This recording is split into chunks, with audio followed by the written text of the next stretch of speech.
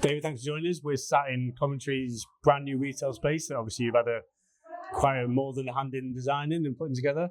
So I think we'll link into that design process from your point of view, like take it right back to start. So from you, where do you start in design? Does it come from a young age or does it start a bit later? No. Yeah, I think there's two parts to that. I think as personally, from my own point of view, always been really interested in sports and creative arts as such, and I think I always had that passion both watching and playing sports as a kid. Brought up in the Highlands of Scotland, so we played various different sports. Football, a game called Shinty, which is a very niche sport. You don't see much of that. Yeah, you wouldn't see much of that. You wouldn't see that in Manchester. That's a game that we play in the Highlands, and I played that sort of quite a lot of my young life. It's like I can't go past Shinty without knowing what Shinty. It's like hurling. Okay, yeah, it's a bit like that. But it's it's played in a lot of Highland towns, and great game, very very skillful game. Okay. So and the ethos and the teamwork and all that's involved in that was very important. So that was very influential in my younger days. The way we brought up and part of teams essentially that brought a sort of a team spirit and a will to win, and that's I think a very important part of my makeup. And so and then latterly in later life we started when we started 442, there was always a connection with a desire to work in sport, and there was four of us guys that started this. We'd all come from a different design company. We decided to start the business afresh, and we felt we could do things better. There was four of us. We wanted it to be a name that would stick.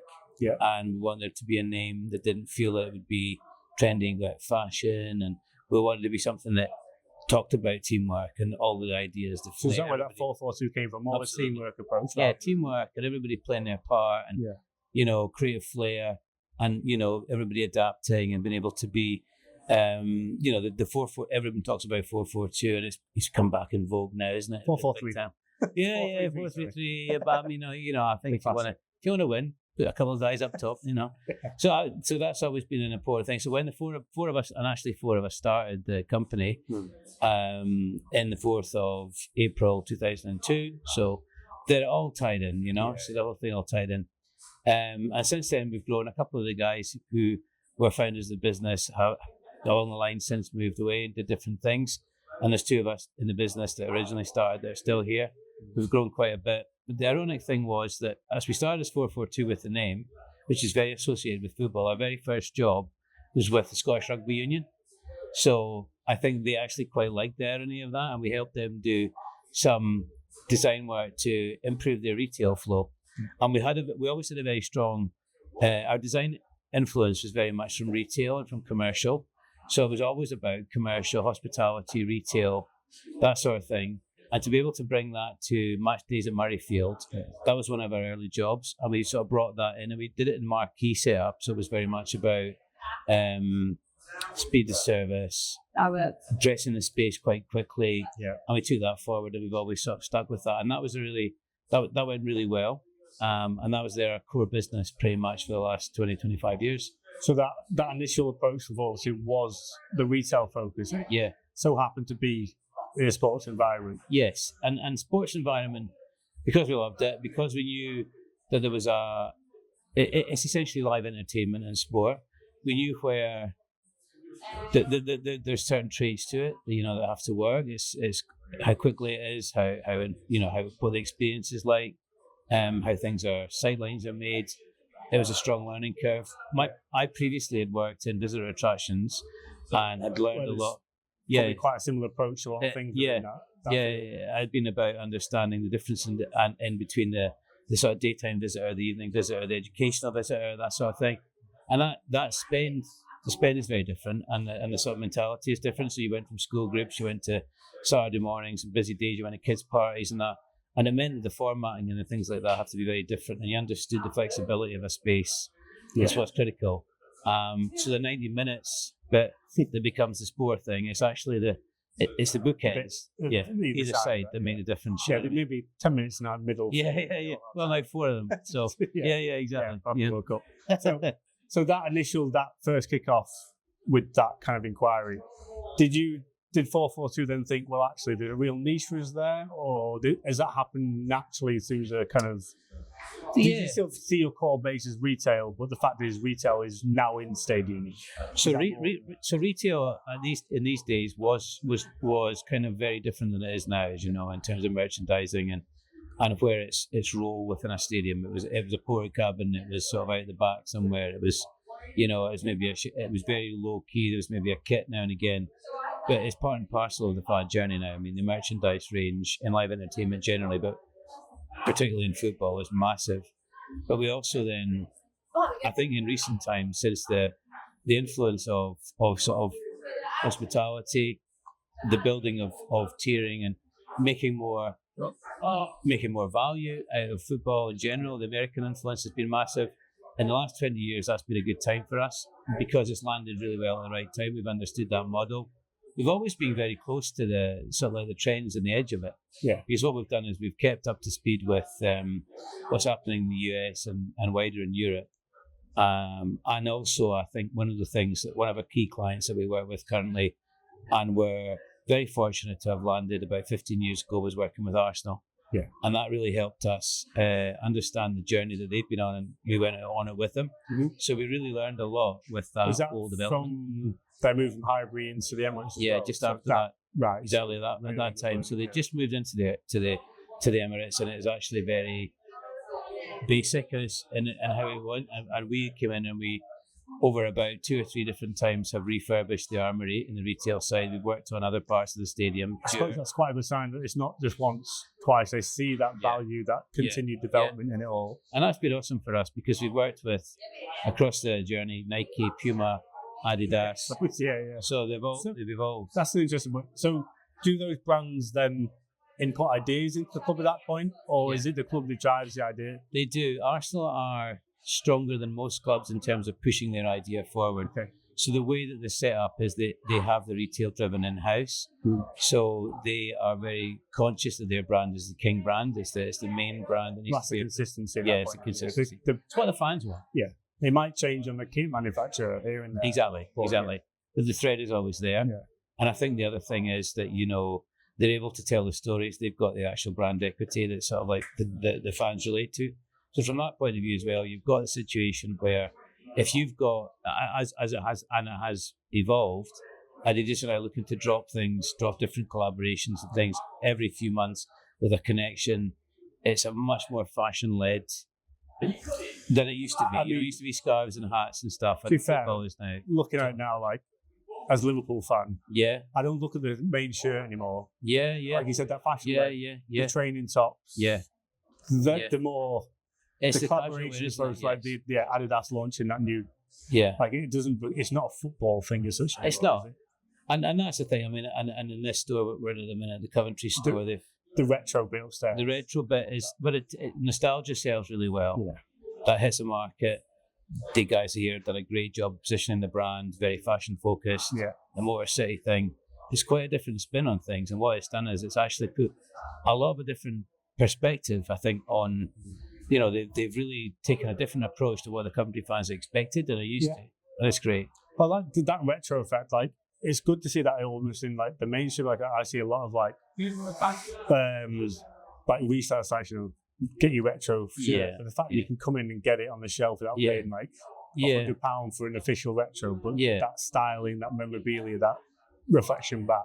And there's also something from our point of view about getting people actually into the store to buy it, because you can buy a lot online, but it doesn't beat the experience of coming in and buying something in the shop with a real connection with the club. So if you walk in here at the stadium, sure, I used to wear that. Get your lad. Absolutely, 100%. And also you feel like when you walk out, I've contributed a bit, I've been part of it. Yeah. And I think that's something that, from an experiential point of view, you just don't get that online. Especially with commentary at the moment. We talked about earlier, that it's gone from very quickly from the Ashes to the Premiership.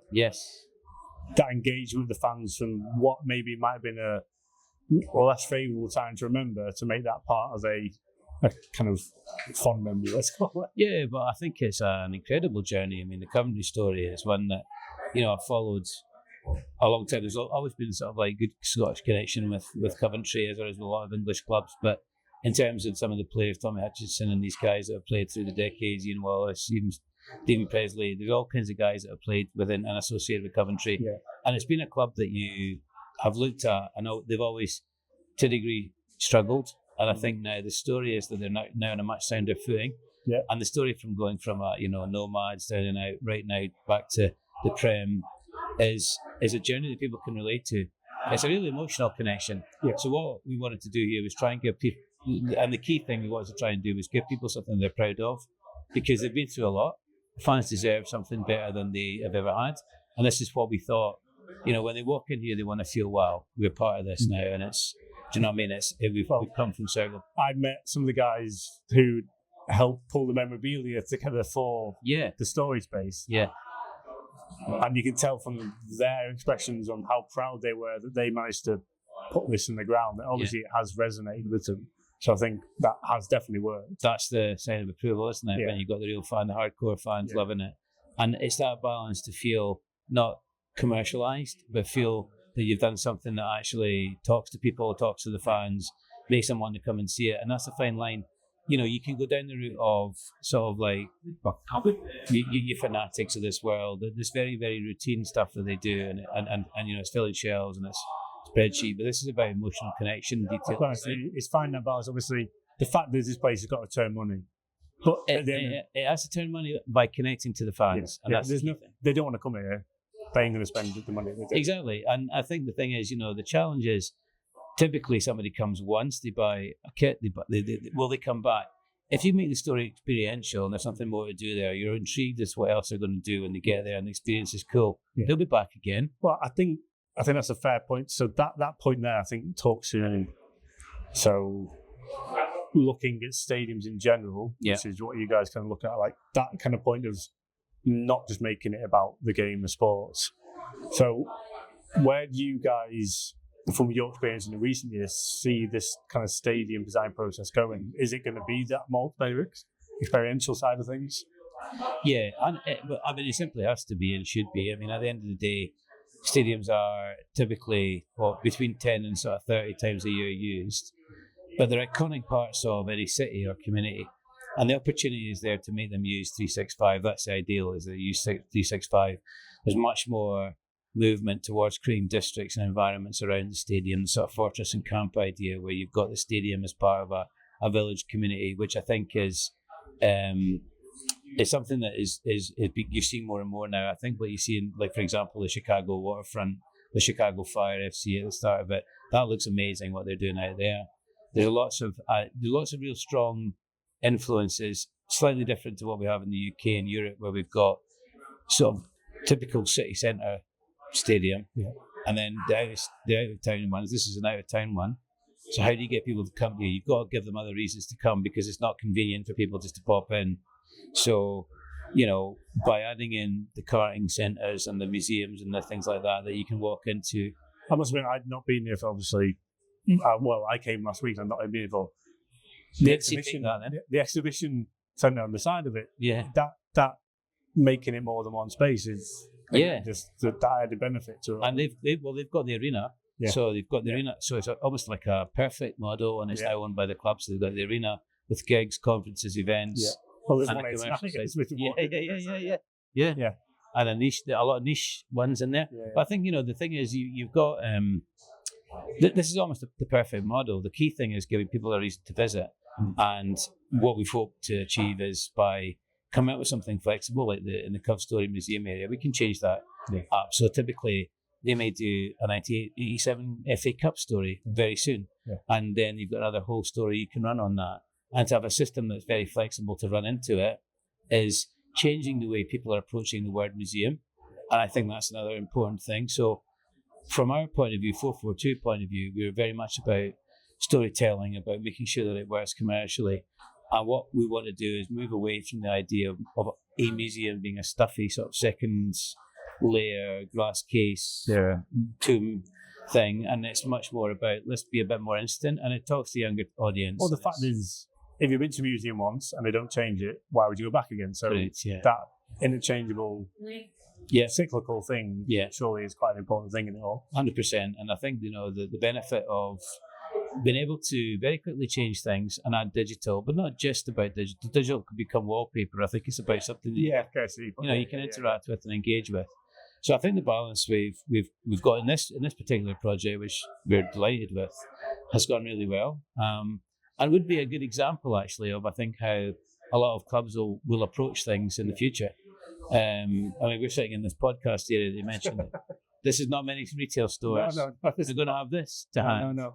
Oh, this will be used on a match day. I suppose that gives us a good intro into another question would be, well, so what, from your point of view, the experience that you're putting forward, where do you see the next bit of stadiums going then after this kind of 365 approach? I think 365 is the dream, isn't it? And it's trying to have a reason that, the sport is almost secondary to the event or everything else that's going on. So I think that the blend between retail and hospitality is something that's going to come along quite soon. I think the way that match day hospitality has worked has meant that you have to be very busy on a match day and it then is less busy on a non-match day. But I think the good thing about retail is people want a reason to spend. So I think the blending between these two environments are going to be increasingly important. I'm very interested in the sort of like social aspect of the bar, for example, upstairs that we've got, where you've got gaming and sims and all that, because that means that it's not just a stand there, wait for your pie, get a pint. To be fair, I look at, like, I think there's a generational change to it as well. Yeah. Like the game day of maybe go to the pub, the game, go to the pub after, go home. That kind of, that whole view on what social life looks like now is hugely changing. Very different. Taking in what used to maybe be a drinking culture, that is very quickly going away. 100%. And people want to be able to share basically their day with people on all the time.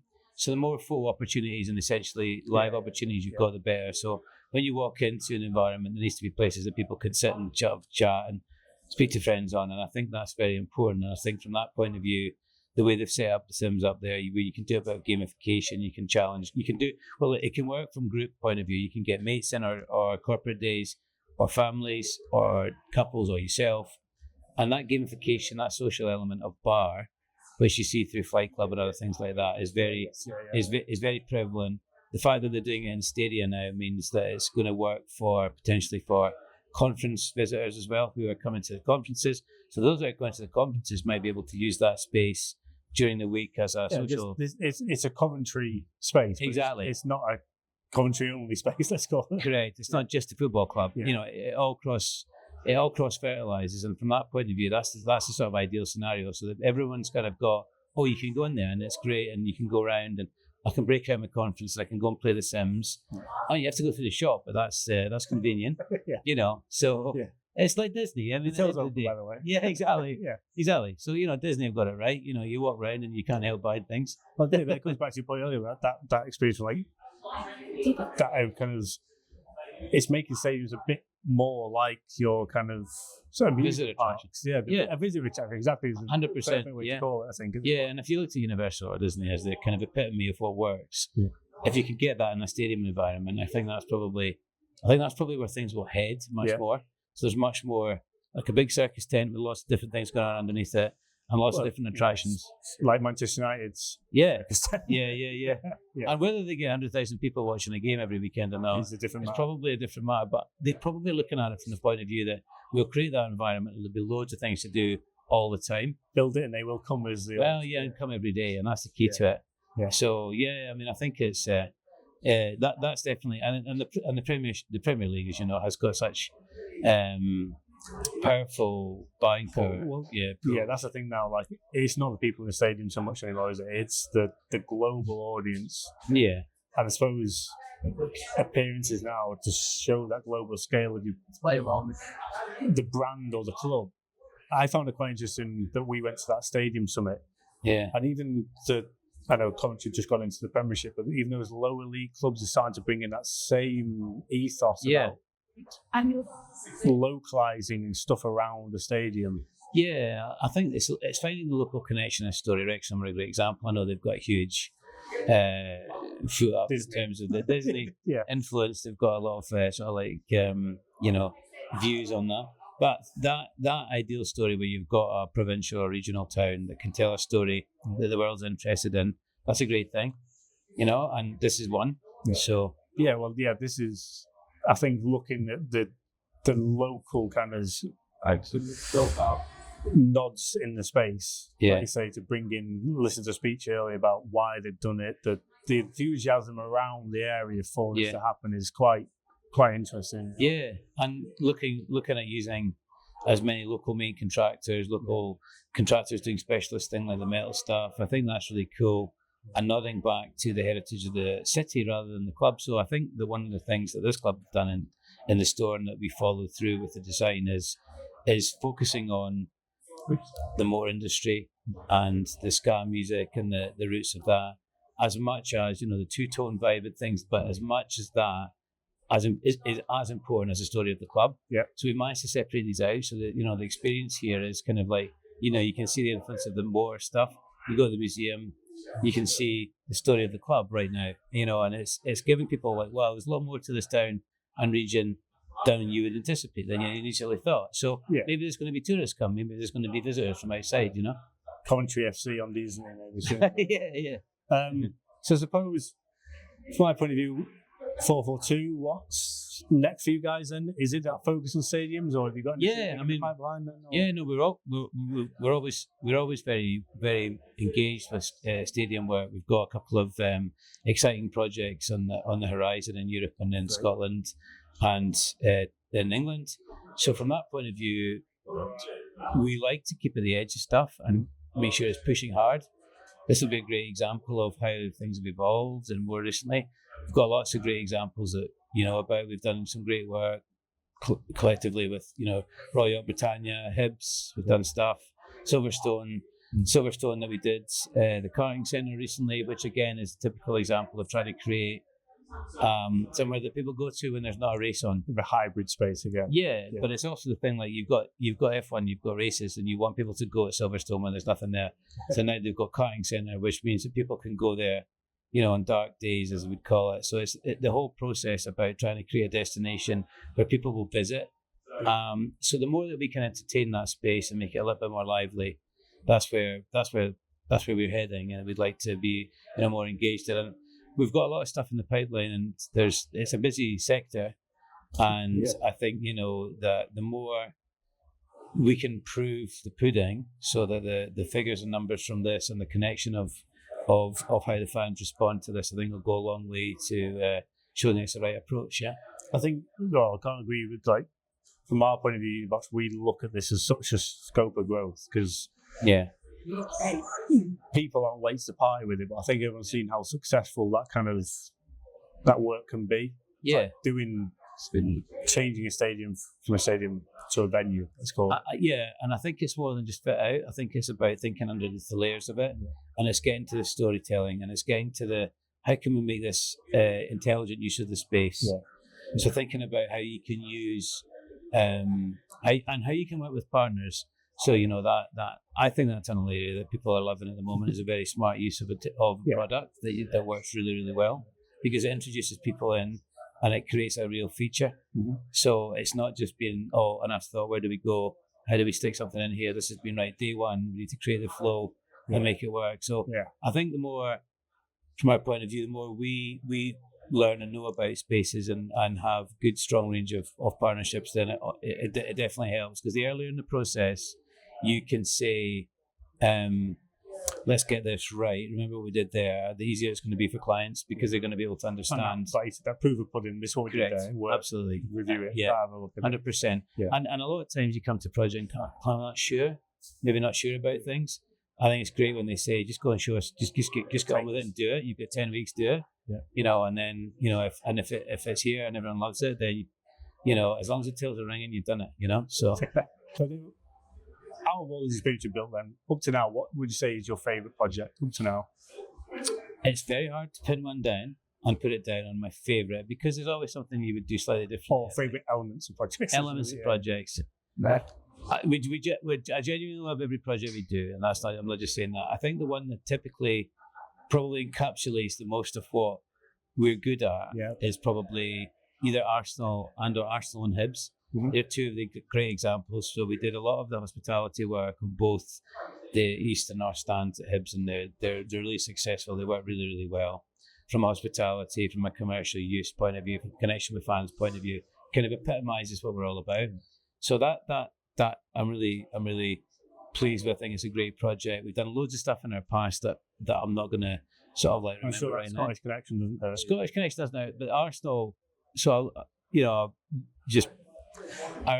so in love with Arsenal now. I mean, when we started, like you said earlier, that it can't hurt. I always enjoy it from my point of view when you've got a client and they stay with you. Yeah, that must be. It's a real endorsement. Yeah. So we've been really so fortunate to work with them for 15 years. We've been on a huge journey with them, and honestly, the winning the title this year has been, but it was like the culmination of everything. I know you say that. And you know, it was a couple of years ago. Tracy in our company got a letter from Mikel when we did some work to redefine the tunnel and rework it, and it was a personal letter to say that he was overwhelmed and overjoyed with it. Yeah. And when we got that letter to the company, we sort of thought, wow, this guy has taken time out to write this letter. And I thought that this means that he is over every detail and he means it. Yes. And I remember sharing this sort of like the picture of the letter with my mates and saying, wow, this guy's going to win the league. And they were like, oh no, why? Because he wrote you a letter. And I'm like, no, because of how he's done it, integrated, and it just and there we are. And he did it, and therefore, for me, it'll be probably. It pains me, but well done. I know it's never a doubt. I know. So yeah, but listen, I mean, and it's great to be working. I know I obviously love working with the guys at AC Milan, who are top lads. Yeah, that's fantastic. You get to go there as well. Yeah, quite a lot.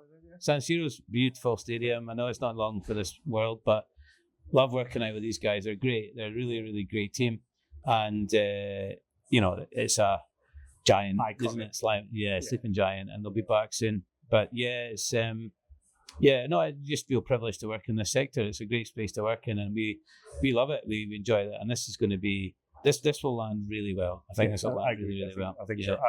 The good thing is, I think from your point of view, this sector, yes, I think isn't going in other than growth. Yeah, absolutely. Live entertainment in general. Yeah, but we do a lot of live music venues as well. We work a lot of places, O2 Hydro, and places that are really, really top selling venues. And it's the same idea. It's a quick change round. It's about different audiences, different appeal, flexibility, but making an experience worth spending money on. Yeah. If people won't buy it, if it's great, they will. It's as simple as that, and that's what we aim to achieve. Well, what I think we should do is leave it on. If people won't buy it and sign off. Well, okay, if it's terrible, people will buy it. If it's terrible, people won't buy it. There we go. If it's terrible, people won't buy it. So I think we should sign off if it's people. Yeah. I love it. Well, congratulations on completing this project. It is great to be in the space and actually physically, from renders to actually in here. It looks spot on. So thanks very much for your time, David. Thanks. No, and thank you for all your support and help. It's great working with you guys, and I've loved the project. Great. Love the space, and we can have a beer. Yeah. Cheers. Nice one. That's a wrap on this one. Thanks for listening to the Unibox Podcast. If you've enjoyed it, please follow us on social media for more conversations and content like this.